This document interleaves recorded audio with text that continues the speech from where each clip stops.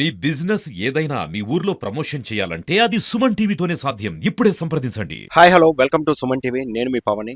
ఈరోజు అయితే శ్రీకాకుళంలో ఉన్నటువంటి ట్రాఫిక్ సిఐ గారి దగ్గరికి అయితే వచ్చాము. అయితే నిత్యము ఎన్నో తనిఖీలు చేస్తూ ఎంతో కట్టుదిట్టమైనటువంటి పర్యవేక్షణలో ఉన్నప్పటికి కూడాను ఇంకా చాలామంది తాగేసి డ్రైవ్ చేయడము, మైనర్లు రోడ్డు మీదకి లైసెన్సులు లేకుండా రావడము, చాలా ర్యాష్ డ్రైవ్ చేస్తూ వాళ్ళ ప్రాణాలే కాకుండా ఎదుటి వాళ్ళ ప్రాణాలు కూడా తీయడానికి వాళ్ళే బాధ్యులవుతున్నారు, కారణమవుతున్నారు. రీసెంట్గా మనం చూసినట్లయితే కర్నూలు దగ్గర జరిగినటువంటి బస్ యాక్సిడెంట్లో చూస్తే ఆ రోజు డ్రంక్ అండ్ డ్రైవ్ చేస్తూ ఆ కుర్రోడు బండితో యాక్సిడెంట్ అయ్యి తను స్పాట్లో చనిపోవడమే కాకుండా ఒక 20 మంది మరణాలకు కూడా కారణమైనటువంటి ఘటన ఇప్పటికే చాలామంది హృదయాలను అయితే కలిచివేస్తుంది. అయితే అసలు ఎటువంటి చర్యలు చేస్తున్నప్పటికి కూడాను పోలీస్ సిబ్బంది ఎటువంటి చర్యలు వాళ్ళపై ఎటువంటి చర్యలు తీసుకుంటున్నారు, మున్ముందు ఎటువంటి చర్యలు తీసుకోబోతున్నారు, అవన్నీ కూడాను సిఐ నాగరాజు గారి మాటల్లో తెలుసుకునే ప్రయత్నం చేద్దాం. సార్ నమస్తే. ఈరోజు మనం ఇప్పుడు చూస్తే చాలామంది డ్రంక్ అండ్ డ్రైవ్ అన్నది చేస్తున్నారు. చాలామంది కూడా ఏంటంటే మైనర్లు కూడాను డ్రైవ్ చేస్తున్నారు. అందరూ మైనర్స్లో కూడా ఏంటంటే ఆపితే ఎవరైనా చెకింగ్లో ఆపితే చలానా కట్టి వెళ్ళిపోవచ్చు అనే ధీమా మాత్రమే కనబడుతుంది. ఎవరిలో బాధ్యత లేదు. అసలు బాధ్యత రావాలంటే ఏం చేయాలంటారు? శ్రీకాకుళం ప్రజలకి, అదేవిధంగా మా సుమన్ టీవీ ప్రేక్షకులందరికీ నమస్కారం అండి. ఈరోజు చూసుకుంటే మనకి చాలా యాక్సిడెంట్లు అనేవి ఈ త్రాగి బండి నడపడం వల్ల ఎక్కువగా జరుగుతున్నాయి. దానికి సంబంధించి మన శ్రీకాకుళం జిల్లాలో అయితే ప్రతిరోజు మనం డ్రంక్ అండ్ డ్రైవ్ చేస్తున్నాం, కేసులు కడుతున్నాం. ఈ కేసులు కట్టి ఎవరైతే మనకి హై లెవెల్లో మనకి తాగి బండి నడుపుతారో వాళ్ళ మీద సివియర్గా మనం చర్యలు తీసుకుంటున్నాం. దీనికి సంబంధించి ఇటీవల చూసుకుంటే మనకి మేము వచ్చిన తర్వాత సుమారుగా ఒక 4 వరకు నుంచి రిమాండ్కి పంపించడం జరిగింది. వాళ్ళకి ఒక్కొక్కరికి 4 రోజుల నుంచి 45 రోజుల వరకు జైలు శిక్ష కూడా వేశారు. ఇది శ్రీకాకుళంలో ఉన్న ప్రజలందరూ గుర్తించి వాళ్ళు తగు జాగ్రత్తతో ఉంటారని చెప్పేసి నేను కోరుకుంటున్నాను. అదేవిధంగా ఎవరైతే మనకి ఈ త్రాగి బండి నడుపుతున్నారో వాళ్ళు ఏమనుకుంటారంటే ఇక్కడే కదా, దగ్గరే కదా, మనల్ని ఎవరు పట్టుకుంటారే అనే రెక్లెస్తో చాలామంది నుంచి వెళ్తున్నారు. ఎవరైనా సరే త్రాగి డ్రైవ్ చేసి కానీ దొరికారు అంటే మటుగా కంపల్సరీగా ఈసారి జైలుకి పంపించడం జరుగుతుంది, రిమాండ్ చేసి. అదేవిధంగా ఇప్పుడు మైనర్లు కూడా చాలామంది లైసెన్స్ లేని పరిస్థితి. వాళ్ళపైన ఎటువంటి చర్యలు తీసుకోబోతున్నారు? మనకి మైనర్లు ఎప్పుడైతే దొరుకుతున్నారో వాళ్ళకి బండి వాళ్ళ దగ్గర నుంచి మనం సీజ్ చేసి పోలీస్ స్టేషన్కి తీసుకురావడం జరుగుతుంది. బండి ఎవరు నడుపుతున్నారో వాళ్ళ పేరెంట్స్ని మనం స్టేషన్కి పిలిచి పేరెంట్స్ సమక్షంలో వాళ్ళకి కౌన్సిలింగ్ చేయడం జరుగుతుంది. అలాగే రెండోసారిగా దొరికితే దాని మీద కేసు కట్టి మనం ఏంటంటే కంపల్సరీగా దాని మీద ఫైన్లు ఇంపోజ్ చేయడం, ఈసారి తల్లిదండ్రుల మీద చర్య తీసుకోవడం కూడా జరుగుతుందండి.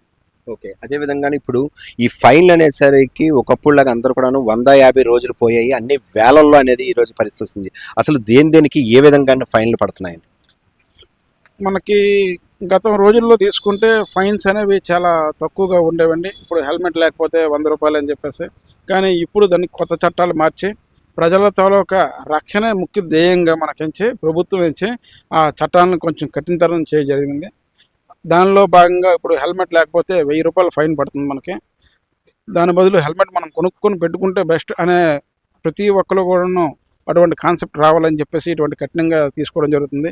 లైసెన్స్ లేకుండా డ్రైవ్ చేసిన వాళ్ళకి ఇంతకుముందు మనకైతే పాత ఎంవీ యాక్ట్స్ ప్రకారం 500 రూపీస్ చలానా ఉండేది. కానీ ఇప్పుడు కొత్త యాక్ట్స్ ప్రకారం అది 10,000 రూపాయలు చేయడం జరిగింది. ఇప్పుడు ప్రతిదీ కూడాను కొత్త యాక్ట్ ప్రకారమే మేము అమలు చేస్తున్నాం. ఇక మీదట ఎవరైనా సరే లైసెన్స్ లేకుండా ఎవరైనా బండి కానీ నడిపినట్లయితే వాళ్ళకి పక్కాగా లైసెన్స్ మీద ఫైన్ 10,000 రూపాయలు వేయడం జరుగుతుంది. అదేవిధంగా ఎవరైతే బండి తోలక ఓనర్స్ ఉన్నారో లైసెన్స్ లేని వాళ్ళకి బండి ఇచ్చినట్లయితే ఓనర్ మీద కూడా చర్య తీసుకోవడం జరుగుతుంది. ఆ ఓనర్కి నుంచి 5,000 రూపీస్ ఫైన్ కొత్త యాక్ట్ల ప్రకారం మనకు ఉంది, అది ఇంప్లిమెంట్ చేయడం జరుగుతుంది. అది ఫస్ట్ టైం అయితే ఫైన్తో చేస్తాం. సెకండ్ టైం కనుక దొరికారంటే ఆ బండిని సీజ్ చేసి కేసు కట్టడం జరుగుతుంది. ఎవరైతే ఓనర్స్ ఉన్నారో ఓనర్స్ ఎవరికి బండి ఇచ్చినప్పుడు వాళ్ళకి లైసెన్స్ ఉందా లేదా అనే విషయాన్ని పూర్తిగా క్షుణ్ణంగా పరిశీలించుకునే ఇవ్వవలసిందిగా కోరుచున్నాం. ఇప్పుడు శ్రీకాకుళం ప్రజలకి అదేవిధంగా వాహన చోదకులకి మీరిచ్చే ఒక వార్నింగ్ అవనియండి లేదా ఒక మెసేజ్ అవనియండి, ఒక 2 మాటల్లో ఏం చెప్తారు? శ్రీకాకుళం ప్రజలందరికీ ఒకటే విజ్ఞప్తి అండి. ప్రతి ఒక్కరూ ఇంతవరకు అయితే ఏ విధంగా అయితే నడుచుకున్నారో కానీ ఇక మీదట మటుగా ప్రతి ఒక్కరూ కంపల్సరీగా ట్రాఫిక్ రూల్స్ పాటించాల్సిందే. అది ముందుగా మా దగ్గర నుంచే నేను స్టార్ట్ చేస్తాను. మా స్టాఫ్ ఎవరైతే ఉన్నారో వాళ్ళని కూడా కంపల్సరీగా డ్యూటీలకు వెళ్ళినప్పుడు వచ్చినప్పుడు కంపల్సరీగా హెల్మెట్ ధరించమని చెప్తున్నాను. అదేవిధంగా బండి తాలూకా పేపర్స్ అన్నీ లైవ్లో ఉంచుకోమని చెప్తున్నాం. ఈ విధంగా ఎవరైనా సరే అవి లేకుండా రోడ్డు మీద కానీ ఇక్కడ కానీ తిరిగితే కఠినమైన చర్యలు తీసుకోవడం జరుగుతుంది. వాళ్ళకి చర్యలు తీసుకోవడం కాకుండా ఇంతకుముందు ఏంటంటే మనం ఫైన్ వేసి వాళ్ళని అక్కడ తర్వాత కట్టుకోండి అని చెప్పేసి ఒగ్గేయడం జరిగేది. కానీ ఇక మీద ఇలా ఉండదు, బండి సీజ్ చేయడం జరుగుతుంది. ఆ బండి మీద ఉన్న చలానాస్ అన్ని పూర్తిగా కట్టిన తర్వాత వాళ్ళ ఎవరైతే ఓనర్స్ ఉన్నారో వాళ్ళకి వార్నింగ్ చేసి బళ్ళు ఇవ్వడం జరుగుతుంది. చూశారు కదా. సో మనము చేసినటువంటి తప్పు వలన ఎదుటోడి ప్రాణాలు కోల్పోవడానికి కూడా మనమే కారణమవుతున్నాం. అంటే డ్రంక్ అండ్ డ్రైవ్ చాలామంది ఆలోచించాలి. మన ఒక కుటుంబమే కాదు, రోడ్డు మీద వెళ్ళే ప్రతి కుటుంబం కూడా మన కుటుంబమే ఆలోచించాలి. ఎందుకంటే మనం చేసే తప్పు వలన ఎదుటి వాళ్ళు ఈరోజు నిరాశ్రయులు, అదేవిధంగాను తల్లిదండ్రులను కోల్పోయే పరిస్థితిని అయితే మనం చూస్తున్నాము.